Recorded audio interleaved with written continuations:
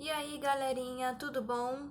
Hoje nós vamos entrar em um novo tema, continuar na ecologia, mas vamos falar de fluxo de energia nos ecossistemas.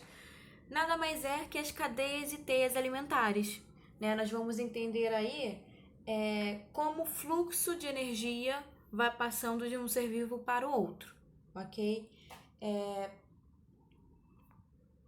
Então, nós temos aí uma introdução. Primeiro, vocês dão pause, né? Vão copiando os conteúdos desses slides para o caderno de vocês, para vocês terem aí anotado, tá bom?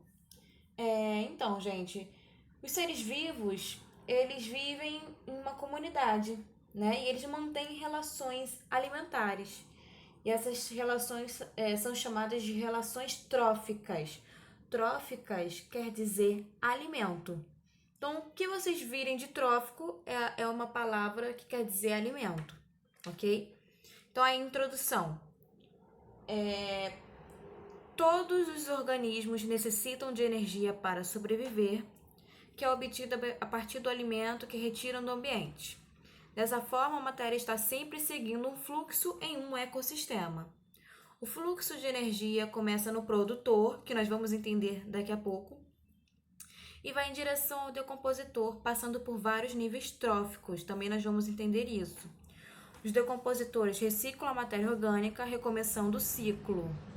A transferência dessa energia desde o produtor, organismo autótrofo, até o decompositor, passando por uma série de consumidores chamada de cadeia alimentar ou cadeia trófica, né? Trófica nada mais é que alimento. Então, gente, dependendo da posição que ocupam na cadeia alimentar, os organismos podem ser classificados em. Primeiro, nós vamos estudar os organismos de uma cadeia alimentar. Então, gente, numa cadeia alimentar, nós vamos ter os produtores, que em grande maioria são os vegetais. Né? Os vegetais também tem as algas, que são do reino protista, e algumas bactérias também. Então, os produtores são todos aqueles que conseguem produzir o seu próprio alimento, né? São autótrofos ou autotróficos. Tá aqui escrito, né? São aqueles que fazem fotossíntese, né? Foto, pegam a luz do sol e transformam em alimento, ou a quimiossíntese, usam algum elemento químico e transformam isso em elemento. Quimiossíntese geralmente é feito por bactérias, tá? Então, autótrofos, lembrem que trófos é alimento, né? Vem da palavra trófico, então ele se autossustenta, ele se alimenta, ok? São autossuficientes. Os consumidores são organismos heterotróficos, gente. Eles não produzem o seu próprio alimento. Heterotróficos ou heterótrofos são são organismos que precisam ir em busca de um alimento, precisam comer. Né? Então, eles podem se alimentar diretamente dos produtores, né? Comer diretamente aí um vegetal, ou de outros consumidores, né? Ser um animal aí carnívoro. E nós vamos estudar aí o que é um consumidor primário, terciário, quaternário, mais pra frente. E aí, gente, botei pra vocês pra copiar no caderno, tá, gente? Esse esqueminha aí de consumidores. Temos vários tipos de consumidores. Então, há consumidores herbívoros, que vão consumir os vegetais. Temos os consumidores carnívoros, que vão comer carne. Os onívoros, que comem os dois, né? Ou que comem de tudo. Não são apenas carnes e vegetais, mas comem de tudo, né? Piscívoros são os seres vivos que se alimentam apenas de peixes. Coprófagos são os que se alimentam de fezes. Tem animais assim, né? Os hematófagos, que se alimentam de sangue. Hema, né? Vem de sangue. Detritívoros são os animais que se alimentam de detritos, ou seja, são restos, tá? Restos de alguma coisa, restos de alimento, restos de algum cadáver, são restos de alguma coisa, são animais detritívoros. Copiem isso daí no caderno, gente. E temos aí os decompositores, que eles se alimentam de organismos mortos, liberando a matéria orgânica de volta ao ambiente. Geralmente, os decompositores são as bactérias e os fungos. O urubu é um decompositor? Não, gente. O urubu não vai se encaixar aqui dentro. Ele vai estar ali nos consumidores, tá? Eles vão ser animais detritívoros. Então, para a gente entender na prática o que é uma cadeia alimentar. Isso daí é uma cadeia alimentar bem simples e pequena. Nós temos aqui um vegetal que se autossustenta, é um ser autótrofo, produz seu próprio alimento, realiza a fotossíntese e vai servir de alimento para um búfalo, né? Não sei, um boi. Vamos supor que isso aqui seja um boi. Não é um boi. Vamos supor que é um boi. Então, gente, nós temos aqui o capim, que é um autotrófico, um boi, que é heterotrófico, e aqui nós temos a figura de um ser humano, que também é heterotrófico. Então, esses dois aqui precisam ir em busca do seu próprio alimento. Então, olha só. Essas setinhas, gente, vocês têm que saber interpretar. Não é o capim que come o boi que come o homem. Não é assim. Nós estamos vendo aqui o capim que serve de alimento para o boi, que serve de alimento para o ser humano. É assim que vocês devem ler a setinha. Capim serve de comida para o boi, que serve de comida para o homem, tá bom? Essa setinha significa é comido por, né? Então, nós temos aí alguns componentes bióticos nessa cadeia, né? Algumas classificações desses componentes bióticos. Nós vimos na aula passada que componentes bióticos são os seres vivos e eles podem ser divididos em dois grupos. Os organismos autótrofos, né? Seres que produzem o seu próprio alimento, eles podem ser fotossintetizantes, que usam a luz do sol, e quimiosintetizantes, que usam aí elementos químicos. Então, na cadeia alimentar, eles são chamados de produtores. Organismos heterótrofos são organismos que precisam em busca do seu alimento e são representados pelos consumidores, que dentro da cadeia alimentar vão ter primários, secundários, terciários. E também temos os decompositores, fungos e bactérias, tá? Apenas. Então, gente, olha só, numa cadeia alimentar, nem sempre o decompositor vai estar sendo representado. Mas quando estiver, geralmente todas as setinhas vão estar apontadas para ele. Porque tudo que morre é decomposto. Se não for decomposto, vai virar um fóssil, né? Mas geralmente os seres vivos, sofrem decomposição por fungos e bactérias. Então, na cadeia alimentar, se aparecer, né, isso pode ser a parte ou ser dessa maneira aqui, onde todos os organismos, ao morrer, né, vão acabar sendo decompostos por esses micro-organismos, tá bom? Então, os decompositores vão estar assim representados. Isso não significa que é uma cadeia alimentar, tá? Cuidado para não se confundirem com isso.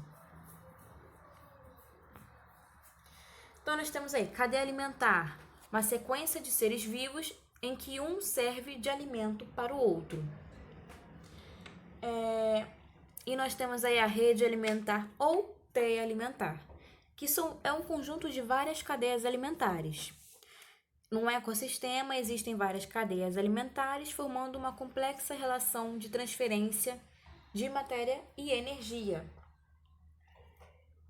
Então, olha só. Aqui nós temos um exemplo de cadeia alimentar. Nós temos aqui um produtor, tá? Que geralmente é um vegetal nas cadeias alimentares. Aqui a plantinha está representando, né? Um vegetal fotossintetizante, faz fotossíntese. A setinha vermelha, ó, serve de alimento para esse ratinho. Esse ratinho aqui é considerado consumidor primário, que vai servir de alimento para a cobra, é o consumidor secundário, e que vai servir de alimento para essa águia aqui. Essa águia não, um gavião, né? Que é o consumidor terciário. Então, olha aqui. Produtor, ser autotrófico. E esses três aqui são seres heterotróficos. Ok? E aqui na parte, olha, nós temos os decompositores, que são seres heterotróficos e são as bactérias e fungos. E claro, tem um solzinho aqui representando de onde eles retiram a energia para produzir seu próprio alimento. Então, gente, fazendo aí um esqueminha legal, nós temos aqui a cadeia alimentar, que tem 3 bases, tá? Nós temos aí os produtores, temos os consumidores, nós temos os decompositores. Esses produtores aqui podem ser plantas, podem ser também algumas bactérias que fazem quimiossíntese, tá? Não só plantas.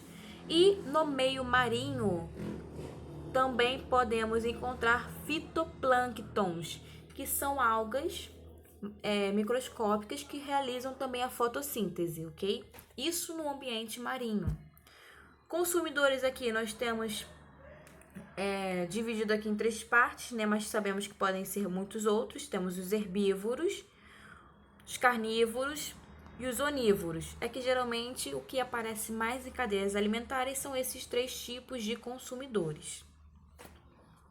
E temos os decompositores, que são as bactérias, e os fungos. São todas as bactérias e fungos? Não, são alguns específicos, tá? Aqueles cogumelos que se coloca na comida, champignon, são fungos e não realizam isso. Teia alimentar, gente. Aí tem um esquema de uma teia alimentar. Parecido com uma cadeia, porque ela é uma teia alimentar simples. Mas olha só, nós temos aqui um produtor nessa alga e nós já temos 2 setinhas partindo dela. A alga está servindo de alimento para esse caracol e está servindo de alimento para esse peixinho pequeno. Quando nós temos 2 seres vivos ocupando a mesma posição, que é de consumidor primário, então já é considerado uma teia alimentar, tá? Então, o peixinho e o caracol vai servir de alimento para esse peixe maior, que serve de alimento para essa garça, né, para essa ave. Então, nós temos uma teia alimentar, porque já temos mais de 2 seres vivos incluídos na mesma posição. Isso é uma teia alimentar simples. Aqui nós já temos uma teia alimentar bem mais elaborada. Notem que aqui o produtor, uma verdura, está servindo de alimento para 4, né? A zebra, para o coelho, para o rato e pro inseto. Então, olha só, esses 4 aqui podem comer essa verdura, né? Então, já temos aí 4 ocupando a mesma posição. Então, nós temos uma teia alimentar. Isso também em outros, ó. Por exemplo, o coelho serve de alimento para cobra, serve de alimento para onça, serve de alimento para o gavião. Então, 3 animais comendo o mesmo animalzinho, o coelho, né? É uma teia alimentar. E dentro dessa teia alimentar toda, nós temos várias cadeias alimentares que podemos montar aqui. É só ir seguindo setinha por setinha. Por exemplo, nós temos essa árvore, que serve de alimento para essa zebra, que serve de alimento para essa onça. Então, aqui, ó, árvore, zebra e onça, nós já temos uma cadeia alimentar. Podemos fazer outra aqui, ó. Verdura, que serve de alimento para o rato, que serve de alimento para a raposa, que serve de alimento para o gavião. Então, aqui, ó, fiz outra cadeia alimentar. Verdura, rato, raposa, gavião. Então, vocês percebam que tem várias cadeias alimentares aí dentro, ok? E todos esses seres vivos aqui vão parar nos decompositores. E também, gente, a teia alimentar ou a cadeia alimentar pode vir de vários jeitos. No vestibular pode vir assim apenas as palavras, ou pode ser até por A, B, C, D, né? O ser vivo A se alimenta do B, que se alimenta do C. Isso daí confunde muito na hora da prova, hein? Então, aqui nós temos uma rede alimentar sendo representada de outra forma, né? Nós temos aqui insetos que caem na água, que serve de alimento para piraputanga, que é um peixe, que serve de alimento para sucuri. Nossa, a setinha aqui tá meio fora do lugar, tá vendo? Mas dá pra ver ainda. Essa piraputanga aqui serve de alimento para sucuri e para o dourado, né? Que esse é um peixe menor que o dourado. Então, isso tudo é uma rede alimentar. Dentro de uma cadeia alimentar, gente, nós temos os níveis tróficos. Dependendo do tipo de alimento, né, que está sendo utilizado, esses seres vivos, os seres vivos de uma comunidade, podem ocupar diferentes posições, né, nessa sequência da cadeia alimentar. Então, cada uma dessas posições é um nível trófico, tá? Então, aí, ó,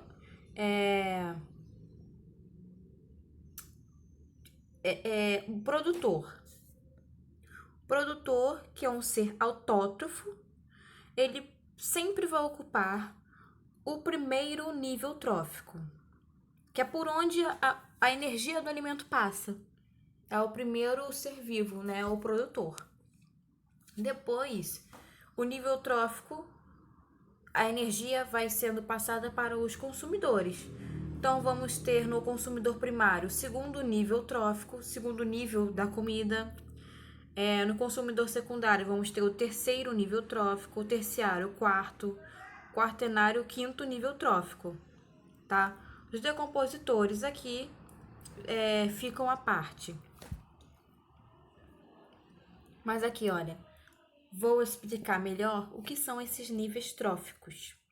Então, nós temos aqui o sol, nós temos aqui uma árvore, representando o produtor, nós temos aqui um veadinho campeiro, uma onça pintada, e nós temos os decompositores à parte, estão vendo?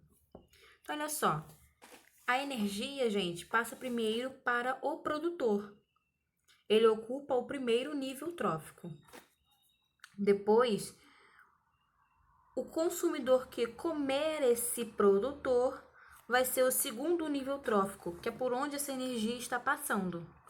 Depois, ó, a onça que vai comer este consumidor primário vai passar para o terceiro nível trófico. Então, os níveis tróficos está relacionado à energia que vem dos alimentos, ok? Agora, a posição na cadeia alimentar é outra coisa. Posição na cadeia alimentar da árvore é produtor. Posição aqui do veado é o consumidor primário. Da onça pintada é o consumidor secundário. Se tivesse outro alguém aqui, seria o consumidor terciário. Se tivesse outro, seria o consumidor quaternário e assim por diante, tá bom? Então, olha só, reparem que a energia vem em uma única direção. Ela não dá volta, ela não volta, né? Então, a energia, olha, ela é unidirecional. E a matéria orgânica que é cíclica, porque todos esses animaizinhos aqui vão morrer e vai ser consumida pelos decompositores. Esses decompositores vão devolver os elementos químicos, né, que estavam aqui nesses seres ao solo. O que pode devolver? Pode devolver amônia, gás carbônico, água, metano. Isso tudo vai para o solo e que vai ser consumido por quem? Pelo produtor, que por sua vez vai alimentar o consumidor primário, o secundário. Esses bichos vão morrer, vão sendo decompostos por fungos e bactérias e vai ser devolvido para o solo. Por isso que essa matéria orgânica é cíclica, é um ciclo, né, que vai indo e voltando. Então, olha, a energia, ela é unidirecional. Unidirecional. A matéria orgânica, ela é cíclica, tá? Cuidado com isso. E agora, gente, essas setinhas aqui representam a perda de energia. Porque parte de uma energia aqui que é consumida no produtor, no vegetal, ela é perdida em forma de calor. E isso acontece em todos os seres vivos. A energia não passa 100% para o outro ser vivo. Ela vai sendo perdida no decorrer da cadeia alimentar. Então, isso aqui, olha, é a perda de energia nessa cadeia, né? Perda por calor. Então, essa energia é usada para o próprio produtor, uma parte é usada pelo próprio consumidor primário, uma parte é usada pelo próprio consumidor secundário, tá? Ela não é 100% passada adiante.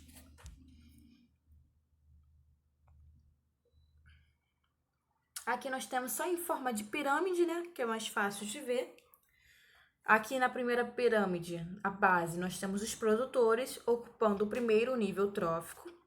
Nós temos os consumidores primários ocupando o nível trófico 2, né? O segundo nível trófico.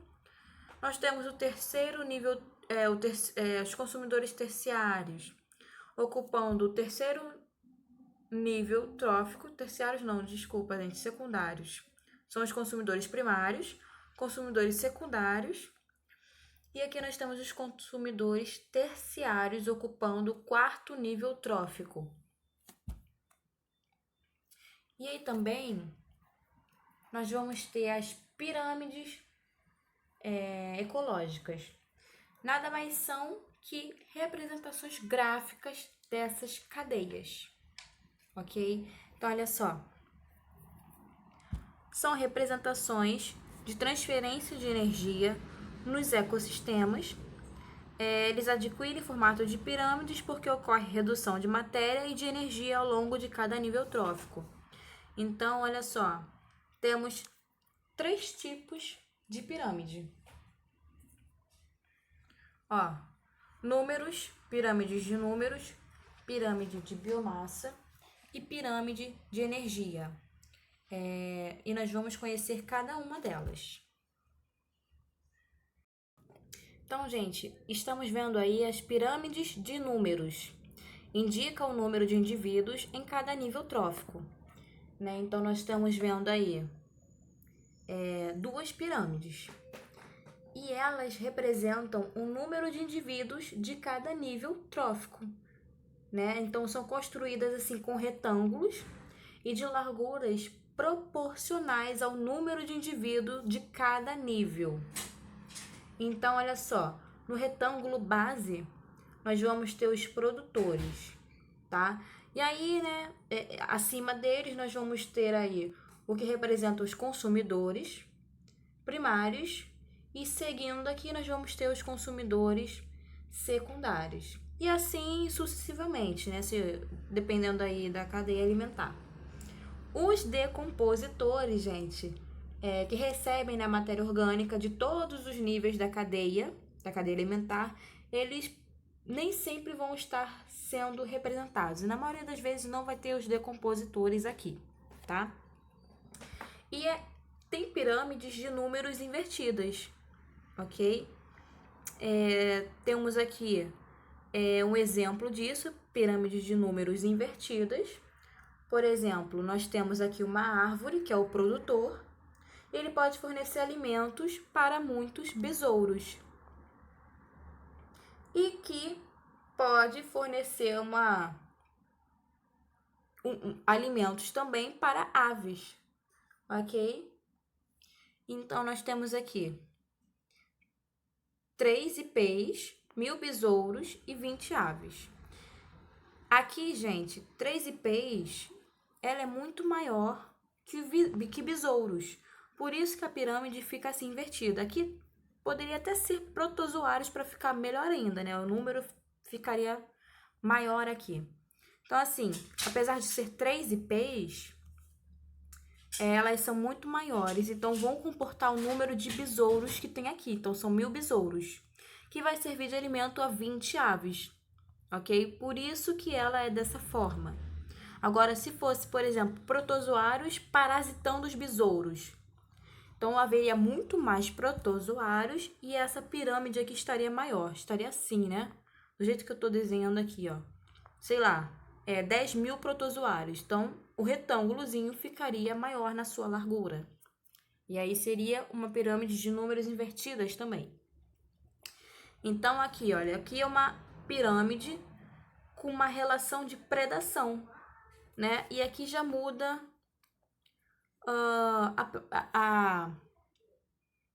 a relação ecológica.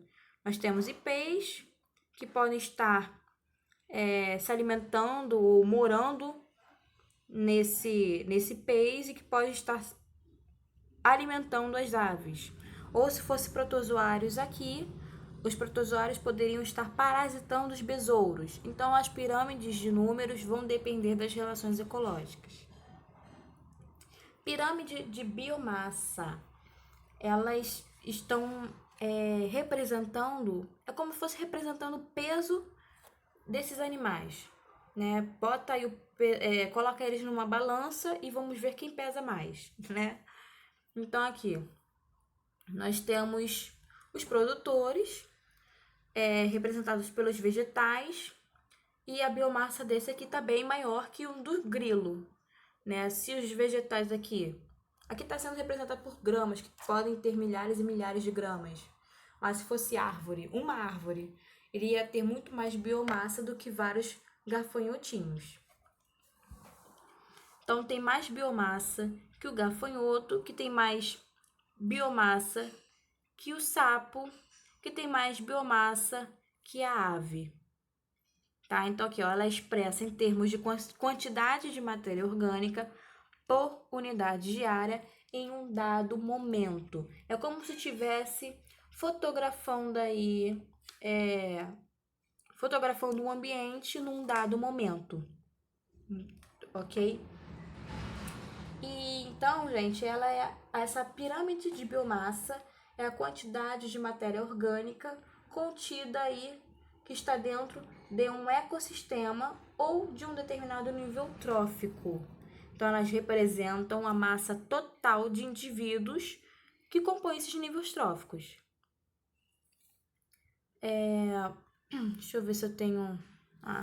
elas também podem ser invertidas. Não tenho aqui um exemplo, mas podem ser invertidas e isso acontece muito no ambiente marinho. Isso eu vou mostrar para vocês no exercício. Que isso acontece muito no vestibular. Pirâmide de biomassa, né, invertida. E nós temos aí a pirâmide de energia, né?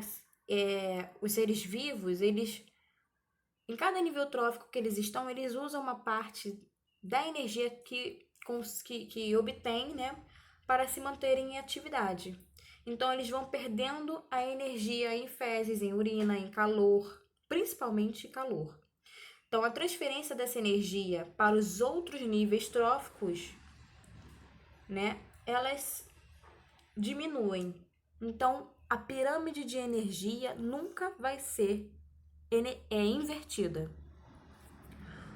Construída levando-se em consideração a biomassa acumulada por unidade diária por unidade de tempo em cada nível trófico. Por considerar o fator tempo, a pirâmide de energia nunca é invertida. Então, gravem isso aqui, tá? A pirâmide de energia, ela nunca é invertida.